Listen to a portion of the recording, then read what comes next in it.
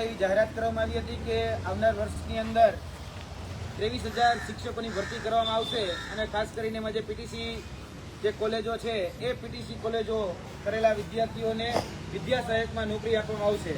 તેને ધ્યાનમાં રાખી અને જે બંધ થઈ ગયેલી કોલેજો હતી એ અચાનક જ જાગી અને ક્યાંક ને ક્યાંક જે ભૂતિયા કોલેજો ડમી કોલેજો હતી એને પણ એડમિશન આપવામાં આવ્યા છે. એ બાબતની આજે આ પ્રેસ વાર્તાના માધ્યમથી તમારા સાથે અમે આધાર પુરાવા આ માહિતી મૂકીએ છીએ.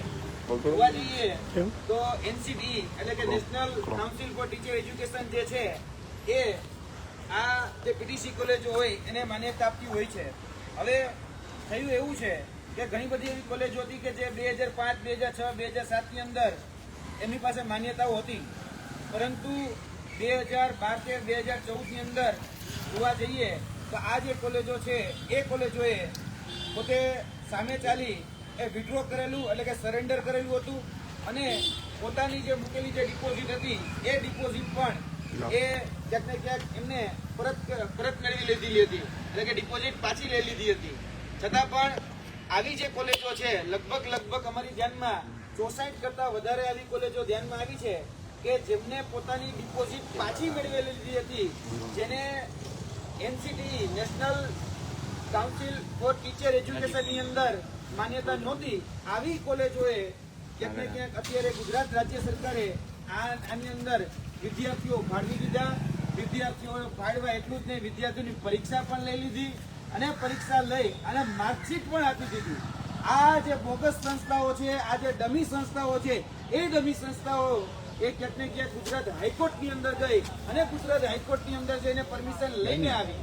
ત્યારે એનસીટી હતી, એનસીટી ને પાર્ટી બનાવવાની હતી, પરંતુ એનસીટી ને પાર્ટી ન બનાવી અને ગુજરાત સરકારને પાર્ટી બનાવવામાં આવી અને ગુજરાત રાજ્ય સરકારને પાર્ટી બનાવી. ત્યારે ગુજરાત રાજ્ય સરકારે ક્યાંક ને ક્યાંક અમે કાચું કાપ્યું અને અમને એવું લાગી રહ્યું છે ક્યાંક ને ક્યાંક જે સંસ્થાઓ છે એ સંસ્થાઓને છાવરવાનું કામ, એ સંસ્થા ઉપર આશીર્વાદ રાખવાનું કામ આ ગુજરાત રાજ્ય સરકારે કર્યું. તેને કારણે આવી બોગસ 70 જેટલી સંસ્થાઓ જે છે જે એનસીટી જે છે એનસીટીમાં રજીસ્ટર નહોતી, વિડ્રો કરેલી સંસ્થાઓ હતી, એ વિડ્રો કરેલી સંસ્થાઓને ગુજરાત રાજ્ય સરકારે માન્યતા આપી અને એની અંદર એડમિશન ફાળવી દીધા. હવે જોવા જઈએ તો આ જે એડમિશન ફાળવા છે એમના વિદ્યાર્થીઓનું ભવિષ્યનું શું, તેને લઈ આજે ગુજરાત શિક્ષણ વિભાગમાં બારૈયા સાહેબ જે છે એમની સાથે અમે મુલાકાત કરીને વિદ્યાર્થીઓના હિતમાં અમે વાત કરી છે કે આ જે કોલેજો છે જે ક્યાંક ને ક્યાંક તમે ખોટી રીતે માન્યતા જે કહી શકાય વિડ્રો કરેલી સંસ્થા હતી એમાં તમે જે વિદ્યાર્થીઓ ફાળવા છે તે વિદ્યાર્થીનું શું, તો ત્યારે એને પોતાનો જે દોષનો ડોકલો છે એ એનસીટી ઉપર ઢાળવો છે અને એવું કીધું છે કે અમે એનસીટીની ગાઈડલાઈન પ્રમાણે ચાલીશું. પરંતુ સ્પષ્ટપણે સુપ્રીમ હાઈકોર્ટનું જજમેન્ટ છે, સુપ્રીમ હાઈકોર્ટમાં ઐતિહાસિક ચુકાદો આવેલો છે આદર્શ શિક્ષા મહાવિદ્યાલય વર્સિસ જે સુભાષ રેંગનગરનો 2012નો જે ચુકાદો છે તે અને ત્યારબાદ મહાવિદ્યાલય સ્ટેટ ઓફ યુપીનો જે ચુકાદો છે તેમાં બહુ સ્પષ્ટપણે કહેવામાં આવ્યું છે, બહુ સ્પષ્ટ ગાઈડલાઈન છે કે જે સંસ્થાએ વિડ્રો કરી લીધું છે એ સંસ્થાની જે ડિગ્રી છે એ ગેરમાન્ય એટલે કે અમાન્ય જાહેર કરવામાં આવશે.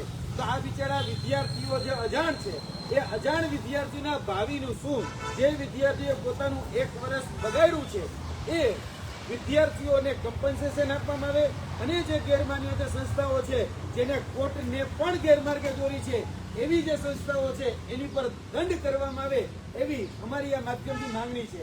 હવે જોવા જઈએ તો તમે જોઈ શકો છો કે એનસીટી નો લેટર છે. આ એનસીટી ના લેટર ની અંદર એક સંસ્થા છે શ્રી સહજાનંદ સંસ્થા.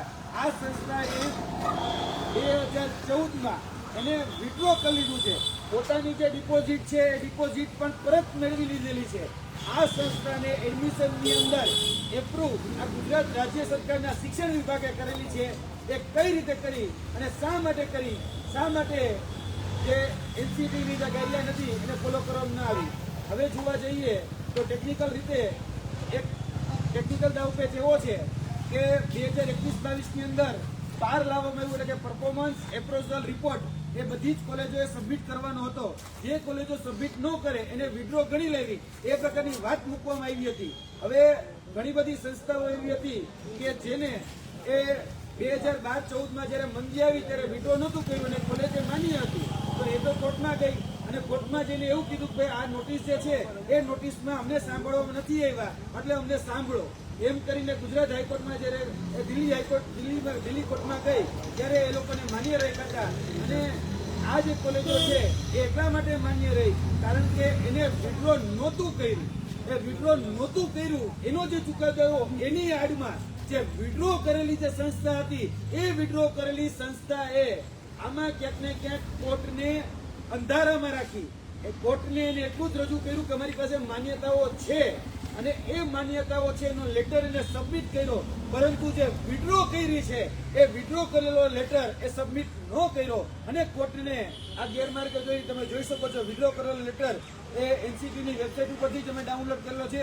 અને જે ગુજરાત રાજ્ય સરકારમાં જ્યારે પિટિશન કરવામાં આવી ત્યારે ગુજરાત રાજ્ય સરકારે એજ્યુકેશન ડિપાર્ટમેન્ટમાં એને પાર્ટી બનાવી હતી અને પાર્ટી બનાવી ત્યારે ક્યાંક ને ક્યાંક ગુજરાત રાજ્ય સરકારના ઉચ્ચ અધિકારીઓ હતા એને પણ આ વાત છુપાવી કે ભાઈ આ જે સંસ્થાઓ છે એ સંસ્થાઓને ઓલરેડી વિડ્રો કરી લીધી છે, છતાં પણ એ લોકોને માન્યતાઓ આપી દેવામાં આવી. આ ટેકનિકલ પોઈન્ટ જે છે હવે અમે એની ચર્ચા પણ બારૈયા સાહેબ જોડે કરી છે કે તમે આની અંદર શું નિરાકરણ લાવશો.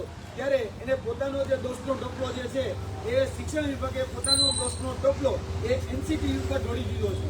અમે બહુ સ્પષ્ટતા સાથે કહીએ છીએ જે કોર્ટના આદેશની આડમાં જે અધિકારીઓના સેટિંગથી જે બલીના બકરા એ વિદ્યાર્થીઓને જે બનાવવામાં આવ્યા છે એ માસૂમ વિદ્યાર્થીઓ છે આ બધી પ્રક્રિયાઓ જાણતા નથી હોતા. એના ક્યાંક ને ક્યાંક ભવિષ્ય એ ચકડોળે ચડાવવાનું અને ભવિષ્ય બરબાદ કરવાનું જે કાવતરું રચવામાં આવ્યું છે એની પર તાત્કાલિક એક્શન લેવામાં આવે અને આ વિદ્યાર્થીઓને કમ્પન્સેશન આપવામાં આવે અને જે ગેરમાન્ય સંસ્થાઓ છે એની ઉપર ફોજદારી ગુનો દાખલ કરવામાં આવે, એની પર કાયદેસરની FIR દાખલ કરી અને આની પર કાર્યવાહી કરવામાં આવે એવી અમારી આ માધ્યમથી માંગણી છે. કારણ કે હાઈકોર્ટને પણ ગેરમાર્ગે દોરી છે, તેની સાથે સાથે જે શિક્ષણ વિભાગ હોય એના ઉચ્ચ અધિકારી એને પણ કેટલીક ગેરમાર્ગે દોરેલા છે. એટલે આ માધ્યમથી અમે માંગણી કરીએ છીએ કે વિદ્યાર્થીઓને ન્યાય આપવામાં આવે અને વિદ્યાર્થીઓને કોઈ બીજી જગ્યાએ જે માન્ય સંસ્થા હોય એની અંદર ટ્રાન્સફર કરવામાં આવે. જે માન્ય સંસ્થાઓ છે એની અંદર સીટો ઓછી હોય તો સુપર ન્યુમેરિક સીટો લાવી અને વિદ્યાર્થીઓને એડજસ્ટ કરવામાં આવે એવી આ માધ્યમથી અમારી સ્પષ્ટપણે માંગણી છે. આ જે 70 જેટલી ગેરમાન્ય જે કોલેજો છે જે કહી શકાય કે જેને વિડ્રો કરી લીધું છે એ વિડ્રો કરેલી જે કોલેજોમાં જે વિદ્યાર્થીઓ છે એ વિદ્યાર્થીઓને સંરક્ષણ આપવામાં આવે એવી આ માધ્યમથી મારી માંગણી છે.